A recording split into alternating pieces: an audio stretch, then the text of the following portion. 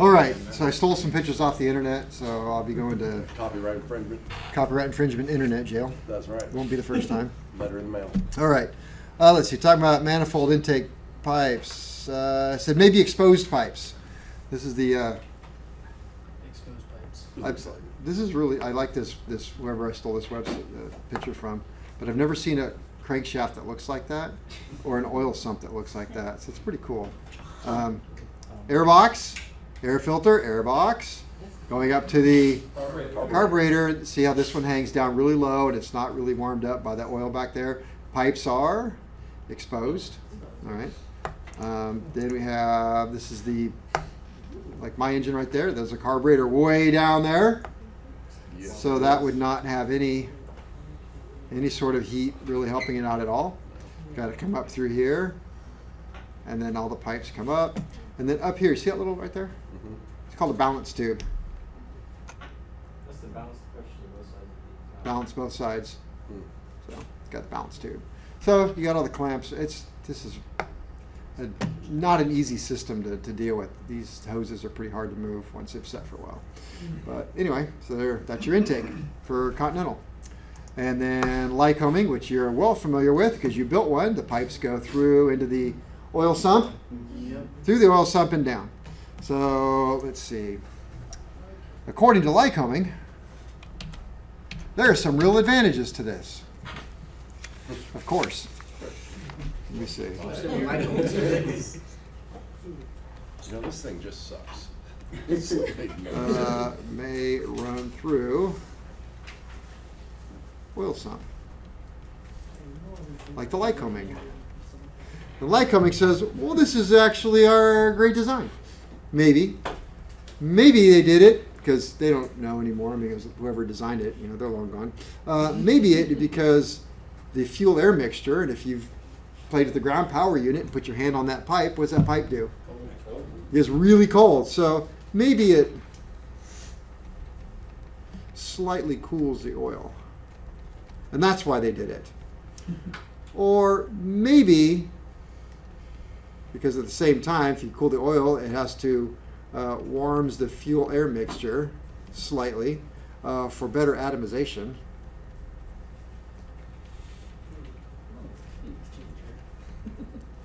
I don't know about that one. Not that far, no. Or maybe it was design was just due to room constraints. In other words, they just didn't have enough room, and that's how it worked. Will you get So, more vapor lock, do you think, since it goes to the sump? you can't get vapor lock in that area. You only get vapor lock in the fuel line. It's not a fuel line. Some systems, or some engines, I should say engines. I don't know why I put systems. Some engines use balanced intake systems. And that will provide better, say more uniform fuel air mix, 2 cylinders. And a balanced system would look something like that. So that's a Lycoming. So note the difference. Comes out, makes a straight run up. And for those of you that have put your tubes on, you know that are all 4 of these the same part number? No. They are not. 2 are. 2 are. Some are short, some are long. So they're not balanced. That's what a balanced one looked like. They're different part numbers because they go to different spaces, but you notice how Equal length, yeah. they're equal length. They make turns and runs they don't need to, so that they're the exact same length. So when you see something strange like that, like, oh, that's just a balanced intake tube system. What kind of engine is this? Like Well, first of all, it's a 390. It says right there. But it's what kind of fuel system? injection. Fuel injected. There's your servo down there. That's how it's going to sit. What are these little tubes right there? Impact tubes. What's that lever right there? Mixture. This is the flow divider. Okay. Let's see what else I got here. Tarantula poison. Different species. F is the heater. We'll call it the heater. Because we talked about carb heat. Where do we get the heater from? Well, I just showed you. It is heater for the carb heat. Where does it come from? Yep, uses heat from exhaust muff.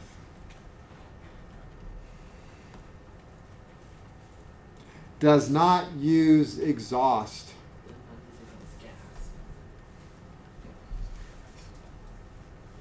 You can take it outside if it's really important. Huh? He's got an important text. So I told you it's like the one thing that's the most it's the most distracting thing there is to me if people sit here and text. Let's see. What happens when carb heat is applied? Reduction power.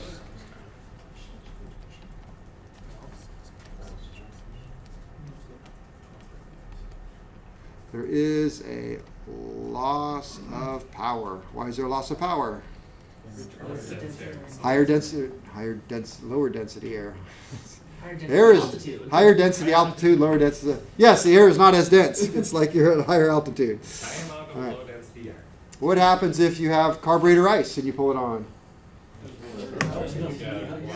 It's going to run worse. So if you have ice and you pull on the carb heat, So turn it off. yeah, turn that. I don't like that. So if you have ice and you pull on carb heat, it's going to get a lot worse. Yes. And it's going to get a little bit better. And then when you push it in, it's going to get all the way better. Okay. Is it just seconds, or like it runs rough, or like minutes? I've never had carb ice in flight. I've had it on the ground. And honestly, it didn't. When you start noticing that your RPM starts to go down, you just pull it on. It's just, I don't know, it didn't get that much worse. I never, yeah. People make it sound like it's a big deal, but I don't know if it is that much of a big deal. Although, huh? As long as you catch it. Yeah, but the one customer I did have who, called and said that, this whole airplane quit in flight. Well, yeah, he had carb ice, and he couldn't tell me what happened either because he never pulled the carb heat on. I mean, he did at short final. So, let's see. We have our air ducting.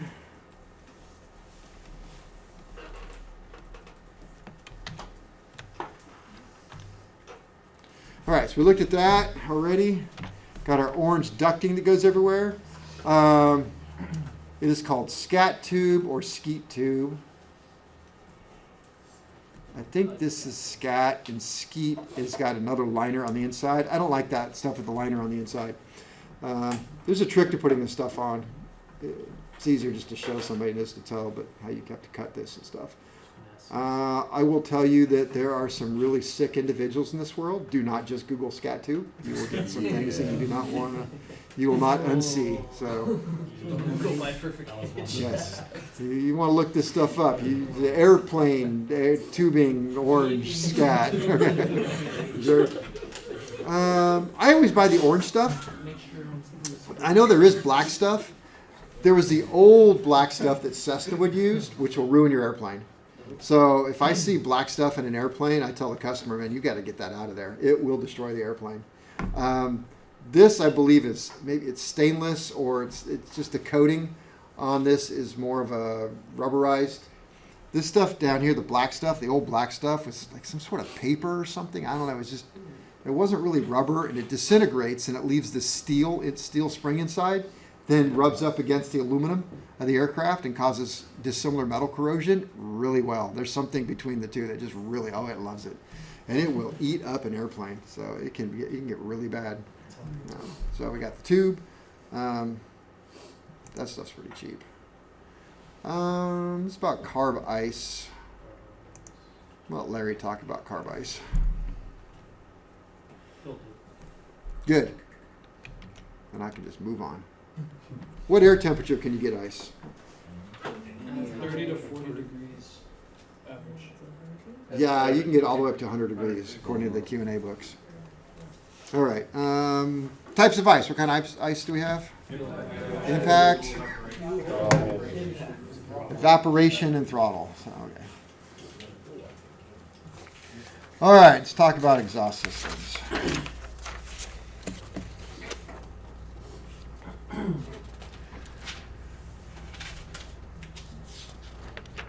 No, this just starts it all over again. So there's no H. It's just exhaust systems. It's a whole new thing now.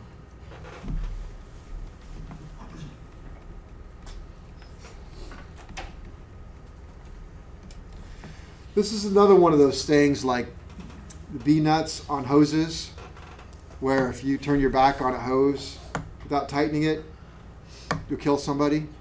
Exhaust systems are killing people left and right. They're pretty bad. And who's to blame? Mostly mechanics. We're not paying attention to them. When you're out, I've told you this before, when you're out at the airport, especially now that the Cessna 172s have gone to fuel injection, you can always hear the students out there cranking, bang, then it runs. Because you got to get a nice explosion in the exhaust. Because they overprimed it, it ran down the exhaust, and then as soon as it lights off, the engine does, and the hot exhaust comes out, then it explodes in the. And so nobody ever stops to get out and go, I wonder if that was a problem. It's like, well, it's running. Finally got it running. Don't shut it off now. Just go do our flight. It's the worst that could happen. But the FAA was, and you should be going to FAAsafety.gov, and you should have your account, and you should be watching the videos. I watch almost all of them. They're very, very well done.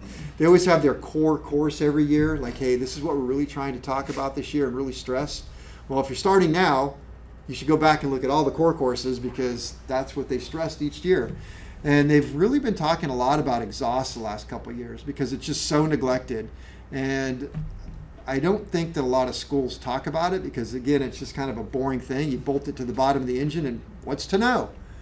But there's really so much to know and to pay attention. They're a little difficult to inspect sometimes, so people get lazy. When I was at the Bonanza School, they asked the question, how many people here pressurize your exhaust systems on every annual? It's like 2 of us raised our hand. I'm one of only 2. I pressurize exhaust on every annual. It's so simple to do. A lot of people take a vacuum cleaner and just take the exhaust off the vacuum and just plug it into the exhaust.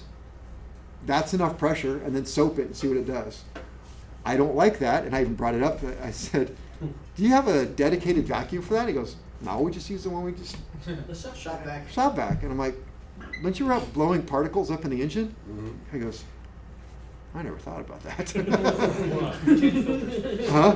Change filters. Yeah, sometimes it's even worse, and it really blows dirt. So I just use our shop air, and I always just have somebody roll up a rag and shove it in the exhaust, and then shove the air jet up in there and just squeeze it. It's rag. It's just going to come back. It's not that much of a pressure because you just use a rag to seal it.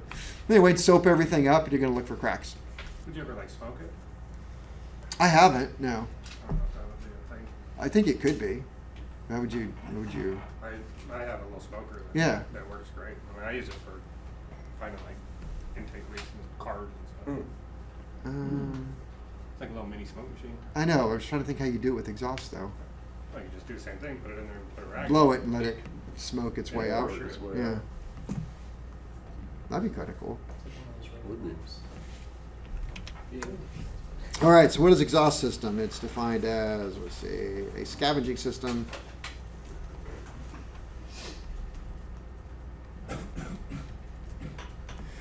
that collects and disposes,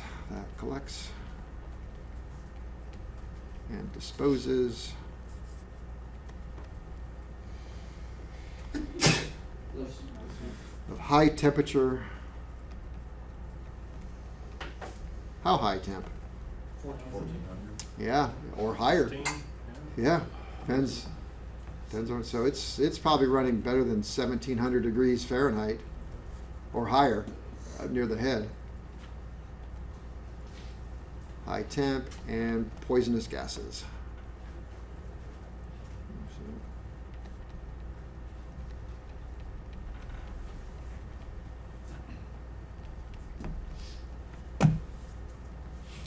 All right, so typically speaking, your exhaust gas system, I'll just put EX for exhaust. What's in our exhaust gases that we care about? Yeah, contains, among other things, CO, which is carbon monoxide,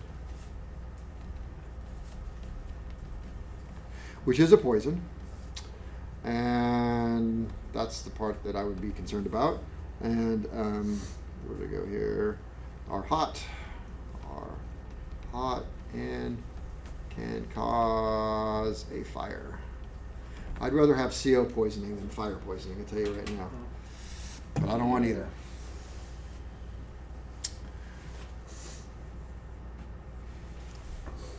What's my material? Stainless. Let me see. So it's going to be usually some sort of corrosion resistant steel. Usually.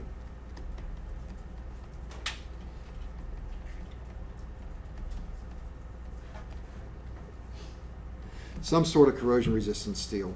I have seen some that are like a mild steel, maybe a steel with a coating. Some older planes, your Rocket Chiefs. I'm thinking of maybe Cubs. Some of the really old, like hand prop type aircraft would have that. Or we'll have stainless. S-T-A-I-N-L-E, stainless. Maybe it's a nickel. Or Manel, which is a nickel copper.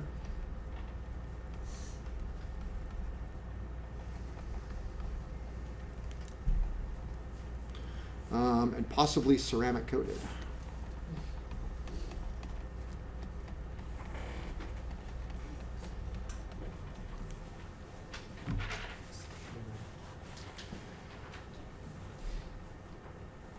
So would that be an STC to get that coated? Like if you I think it comes, some exhaust systems come with it. I don't know if But it'd you be an can't STC. just take your exhaust and No, you jet can't just coated. take it and have it coated. So you can weld exhaust systems. The problem with it is you don't always know the base metal. You know, even if it is a stainless steel, like, okay, it's confirmed stainless steel. There's a couple of different versions of stainless that they use, and if you're not using the right filler rod, well, now you're kind of ruined it. Not to mention, I mean, I used to weld a lot of exhaust systems. I won't do it anymore. I'm like, nah. It's just one of those things you kind of learn, like, that's not a good idea. I have a customer right now who, let me see if I have a picture. What a picture of. Yeah, this picture kind of works. Like you see this little ring right there? Okay, it cracked, and so that ring now slides back and forth. It cracked all the way around, both sides. And so that's the part where that shroud bolts to. So it's really just a support for the shroud. So if you take that little ring and you slide it down and you look at it, the exhaust is still completely intact. And so you think about it, and the way the welds are set up, it would be real easy just to go and just weld a little bead, re-weld what was there, and it's not in the base metal. It's the base metal. It's not into the muffler itself. So, okay, on one side there's like, well, you're not getting carbon monoxide. You have no danger there. Yeah. Would that be like a major repair or a minor repair? If you were to Minor. weld it? Minor. Yeah. Are you allowed to paint them? You wouldn't want to. That paint's, it's No, 1700 degrees. exhaust paint. Yeah, I don't think that can handle 700 degrees. Okay. I thought the HT paint like that. You're so happy back here. What are we doing? Yeah. You guys done for the night?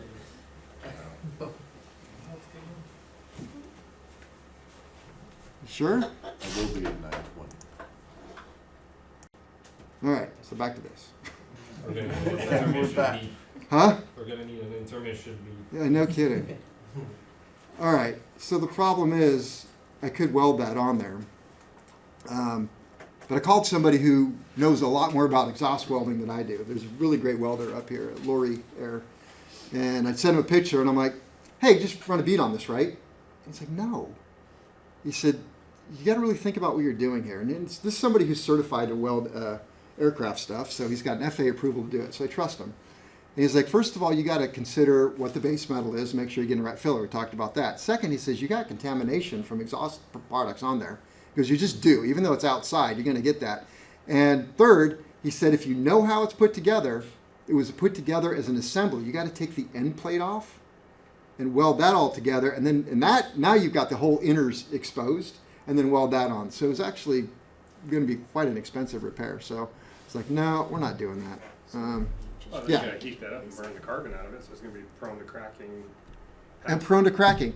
And of course, the story gets worse because I explained to my customer, I could buy, you have 1,000 hours on this, and it's Piper. And Piper says, hey, you really probably shouldn't use our exhaust systems past 1,000 hours. I'm like, well, you got more than 1,000 hours. So I can either send it to this guy and he's going to weld it, but he's got to weld both ends. He's got to take both ends off. He's got to do all this work. It's about $900. Or I can buy you a brand new one for $1,100. And what does he say? 900? I'll take the 900. Really? I said, That's let me zero rephrase cents. this. You're getting a new exhaust. Yeah. Yeah, Only 200 more. yeah. And it'll crack next year. I was like, but you said 1,000 hours. So it's going to crack next year and you got to pay another 900. Yep. You're making a bad choice here. So how about we just, Customer's always right. nope, they're not. That is not. Not when it is my license. They're not always right. I know, I thought about that in my head. I'm like, customer's always right. And I'm like, no. In the auto industry. It's a No. little different. Yeah. All right. If you don't wanna do Service is something- even more so in aviation. Yeah. If you don't want to do something because it like jeopardizes your license, do you just reject the service then? As mechanic? I can because it's my shop. Okay. But if you're working for somebody else, Yeah. like, there'd be another story if, it almost wouldn't be. If one of my mechanics came to me and said, hey, I don't feel comfortable doing this at all, man, I would sit down and be like, whoa. I would question my thought process. So, although I did have a mechanic today called up and said, I think this project's too difficult for me. And I was really impressed with him. So we had a long talk about why, and I was like, wow, you're right, man. That's a big project. So, yeah. So in those sort of situations, would you make like a logbook entry for the customer to just say that you have a paper trail of, reviewing this issue, and you start to reject it in case the person was like, all right, it's still airworthy in my opinion, and they go and fly. Okay, so because those ends are broken, it's not airworthy. Right. So I'm not signing it off. And it's part of an annual, so he's not going to get his Is annual there signature. Is there like a paper trail that you can verify that you looked this over, you keep it in there living, and then in case the customer goes and does a pilot thing. You have to be careful. So let's just say that I was asked to change a tire. That's a favorite one to start with. And I looked up and saw, oh, your exhaust is cracked. That's, in a way, it's none of my business. It's yours. I mean, it is. I'm there for safety. So I will make a logbook entry that says, change tire. And I will sign it off. And I would obviously call the customer, talk about the exhaust. And he said, yeah, it's fine. I don't mind flying around with a broken exhaust. I only ask you to fix the tire. When they came to pick up the airplane, I would ask them to sign a document. I would make it up on Word or something like that. Just says, hey, we're just warning you that you have a bad exhaust system. We highly recommend you change it. And please sign this. And they would sign it. And then that'd be the end of it. Because I was not working on anything. So there's a way to Yeah. cover yourself. Yeah. Because that's not what I was asked to work on. But in this case, I was asked to do an annual inspection. Now it's my business. It's 100% my business. That's what I was hired to do an annual inspection. So it's not airworthy, and I will not sign it off. But I'm always nice. I'm like, hey, you're not a victim here. I'm not holding you hostage. I will gladly do everything on your airplane. I will even put your broken exhaust system back on. I'm just going to write a log entry that says, I have inspected this aircraft and determined it to be in unairworthy condition, and a list of discrepancies has been given to the owner. And I will write a list of discrepancies on a Word document. It does not go in the logbooks. It says broken exhaust system. And he can take this over and he can go to his favorite AMP and go, I will buy you a Big Mac if you sign my logbook saying discrepancies have been. And then you could look at it and go, ain't nothing wrong with that exhaust. You could sign it off. and he's good to go. Have a Big Mac with it. Isn't that a weird thing? And you have a Big Mac to boot. Yep. Do you like Big Macs? I don't know. Maybe you don't like Big Macs. She wouldn't do it for that. She's more of a Whopper girl. I don't know. Wendy's or Char broil. something. That's right. Double bacon Western cheeseburger. I don't even know what McDonald's All right. microwave. So what's happening with these exhaust systems? We'll just kind of get down this route since we're already on it. Is all right. So in the 1 year that I've had my shop open now, I have found far too many exhaust systems broken, and not like wow, that's a good. How did you see that little crack? It is like huge. It's like, how is this thing even staying on the airplane? Kind of cracks, and people are like, whatever. So you got to watch those, because we talked about that, and that talked about the pilot who crashed. He had carbon monoxide poisoning. It sneaks up on you, apparently. I've never had it, thankfully. I always thought that I would notice it, but having listened to podcasts and stuff, pilots who know what they're looking for, your judgment starts going out, and then before you know it, you're like, I don't have carbon monoxide poisoning. Gaslight yourself out of it. The what? Kind of like gaslight yourself. It's exactly, yeah, it's Right, what it I does. have coffee, so I have a headache because of that. Or So in some ways, that's like best case scenario is you're going to get carbon monoxide poisoning. Worst case scenario, let me see. Jesus Christ. Worst case scenario is you don't have a chance. You have a blowtorch goes off in your aircraft, and it blows a hole through a fuel line, and the fuel line erupts, and you have a fire. And that's from these are V clamps, something that was just ignored for years. I hate V clamps with a passion, but almost every turbocharged engine has these V clamps like crazy on them. And the name it's called a V clamp because it's got a V in it. So there's a V down here somewhere. I don't know, I can't really see it on this one, but it's got a V. And so the exhaust system comes together with the flange. Another one comes together with the flange. And the V goes all the way around and grabs those flanges and holds them together. And what's happening is they're cracking.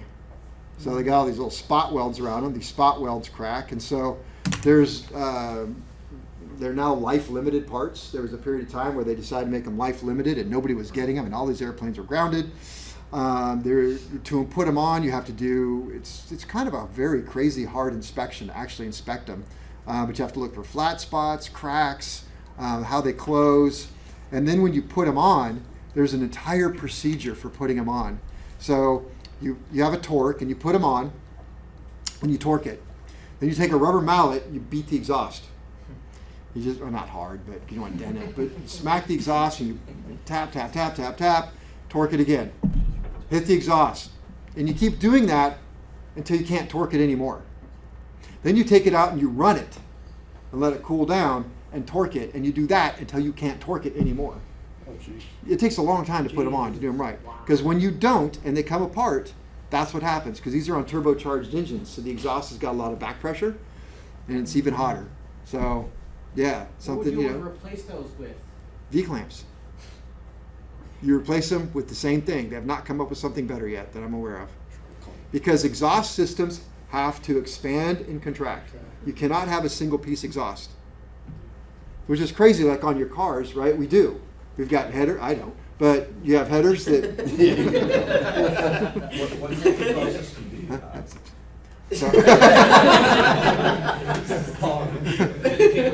That was perfect. Not a Volkswagen. From the heart. Sorry, I make fun of the other instructor because he's got the little sign on his car. I remember So that. like, that's the Tesla. He never right does it now? back. He's probably got that on there to keep people from vandalizing. I know. All right, so the exhaust system has to move. So on our cars, I guess the block just doesn't move enough, right? Because it's one block. But in our airplanes, if we go back and think about this, we've got all these cylinders hanging on there. Cylinders. The cylinders are going to expand and contract, but they get to move this way, right? They're going to move this way and all kinds of different ways. And so that is going to cause this intakes here, not exhaust, but cylinders are going to move around. So these have to move around. So like if we look down here, there's a ball joint there. So they just have some bolts with some springs on them. So it's not bolted solid. You have a spring and you tighten it up until the spring compresses a certain point. So that muff can move around a little bit. What else we got? I don't know. That's why it cracks right here, because all these come together. Some systems don't have a lot of room for expansion, and what happens when they crack? Like this one. There's no room for expansion there. So where's it going to crack? Right in here. And it will. Eventually, that's exactly what's going to happen, because there's no room for expansion or contraction. So it is going to break. This is the old-timey kind of mild steel one right here. It just has a muff over it, but all of this is one-piece steel. It's going to crack. The good thing is it's not attached to the other side.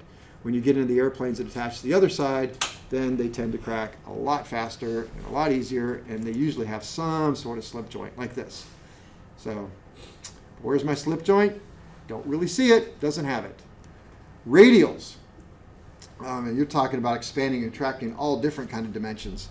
These things, when they go on, are sloppy loose. If you go up to a radial that is cold and grab the exhaust and try and move it, it's bolted solid to the cylinder, but these joints are incredibly loose. And they're allowed to be, because there's no cowling. So you don't have that risk right there. But get the airplane nice and hot, and if you go up and you grab onto it, you'll burn your hands. So don't do that.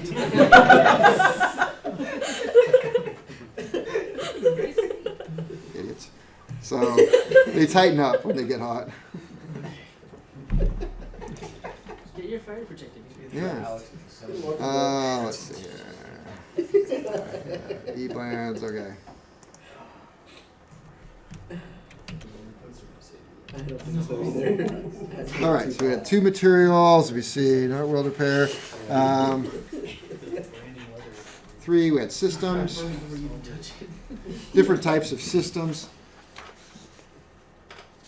Really, there's you can lump everything up in 2 types of systems. Really, I mean, I can. We can call it the short stack. I'm not a pancake guy.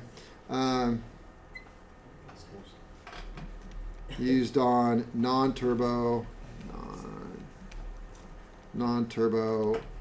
low horsepower engines. Okay, and that's going back to this. I would call that a short stack, especially this one down here. It's pretty small. This one is just, I've seen short stacks in. The test cell that I used, we only used stacks for about that long in our engines. Oh God, were the engines loud. No mufflers or anything. So I call it the short stack, or we could call it a collector system.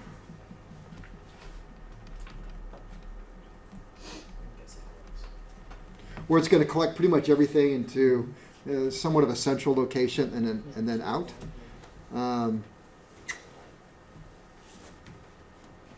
Yeah, like what we were using on our test cell. It's kind of a collector system.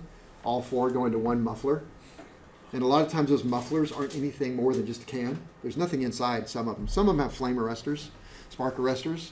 I think Larry's going to talk. No, I think I do that. So you have your exhaust. Let me see. The holes in the end, you'll have flame cones in it. Just a bunch of holes in them. Oops, then you got to have the exhaust coming out. Unfortunate thing is these often break because you have a bunch of holes drilled on it, and if they fall over that thing right there, engine quits. So part of the inspections, you get in there to make sure that all your flame cones are in good shape. So collector system, it depends on what type we're talking about. Like we can talk about the type used on radials. That's one type. This particular one uses slip joints. That are loose. When cold. That keeps them from cracking. This keeps exhaust from cracking.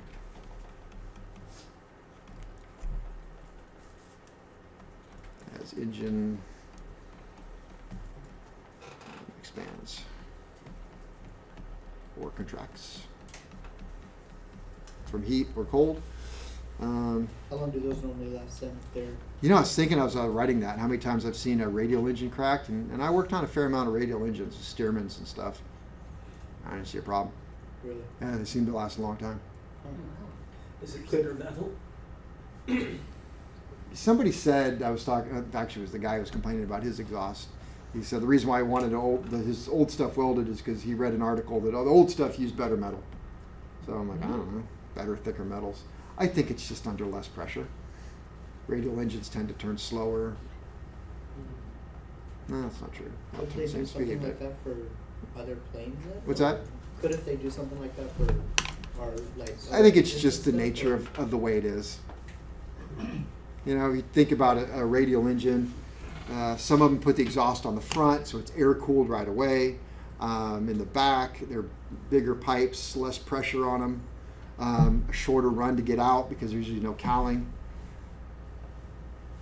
Then you think about the newer engines. I mean, they're just running hot. It's tightly cowled. Yeah. There's no airflow across them, or I not gotcha. much. So, Yeah. you know, I think all these things contribute. For Archers, their air intakes are just like this big. It's crazy. They're No. tiny. The new Archers, Let me see. I'll put this here. Install exhaust slip joints with C5A. Remember what C5A is? That's not the explosive stuff. Wasn't that the Anti-seize. Anti-seize. And periodically lubricate with mouse milk. I knew you were going to ask. Is it? No, I'm pretty sure you mentioned. You're gonna say, what is mouse milk? And so I guess I have to fast forward. With mouse milk, and that's how you,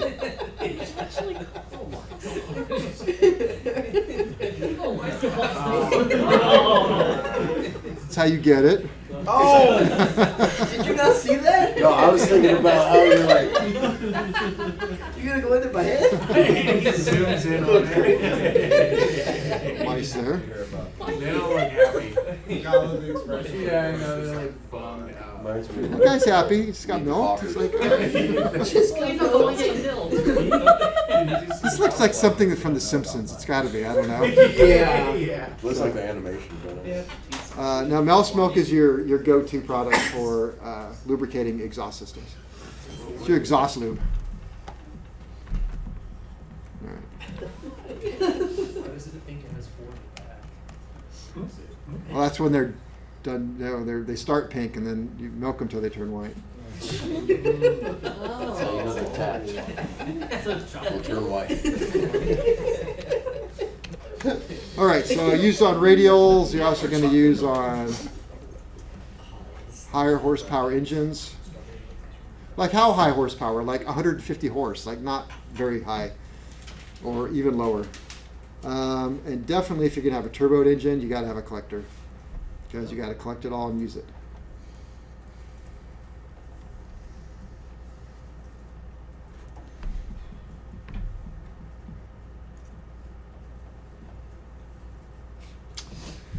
All right.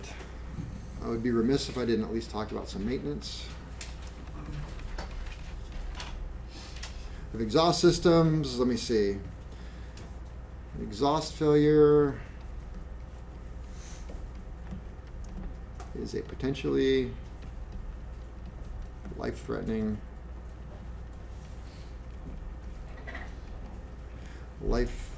event. All right, hot exhaust gases get into the cockpit and kill people. Hot gases leaking can cause a fire. We already talked about that, so I don't have to write it.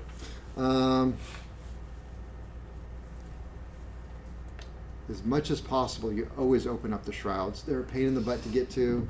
They're difficult to work with. You can't see very well. You got to get in with the mirror and a flashlight, but you got to do it. So I would say inspect under shrouds at least every 100 hours.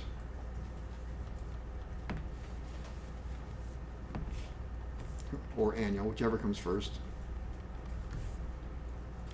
Some systems require, some systems are every 25 hours. Yeah. So you're like half oil change intervals. Let's see, check with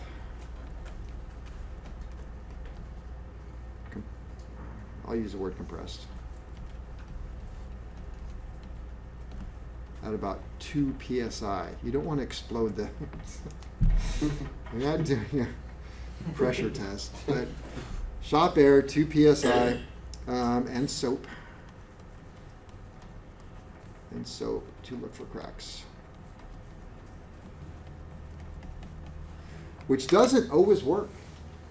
Sometimes cracks are so big that they don't soap.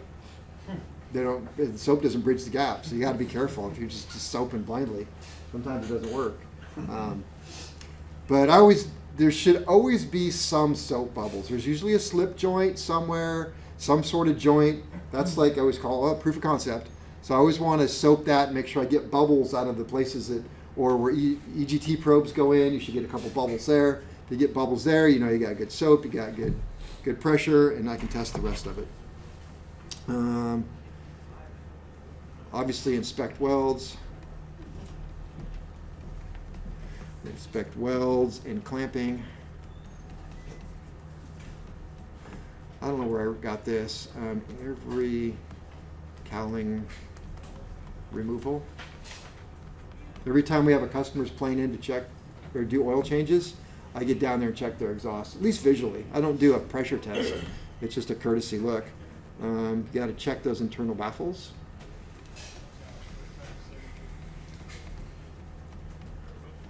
The flame arrestor. Baffle failure can block the exhaust opening, and shut down the engine.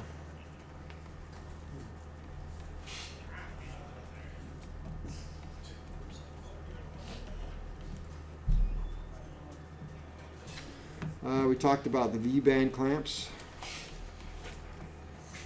If I had anything to say about V-band clamps, I'd say don't mess with them unless you know exactly what you're doing and have all the documentation. Every time I do one, I get out all the documentation. I don't do it by memory. I read it and make sure I do it step by step. Don't forget to use your, never use galvanized or zinc tools.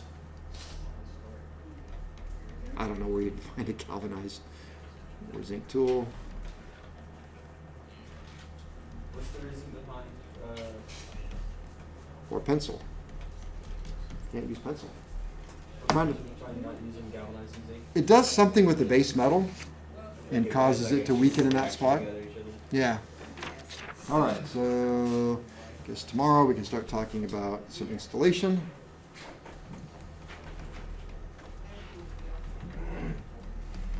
Installation. All right, good place to stop.